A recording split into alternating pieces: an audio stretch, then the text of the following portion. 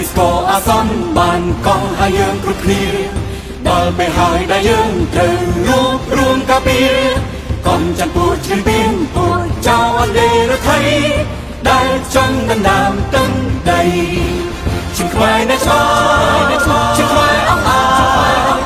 យកសាច់ឈាមរស់ស្លាប់ក៏យើងមិនខ្លាចជាខ្មែរនៅឆ្លើយជាខ្មែរតែមួយខ្មែរសង្កេតខ្មែរខ្លាំងយើងត្រូវស្ទាយ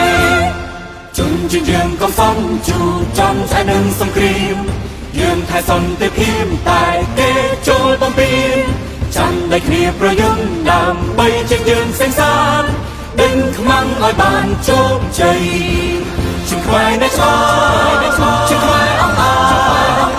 យកសាច់ឈាមរស់ស្លាប់ក៏យើងមិនខ្លាចជាខ្មែរនៅឆ្លើយ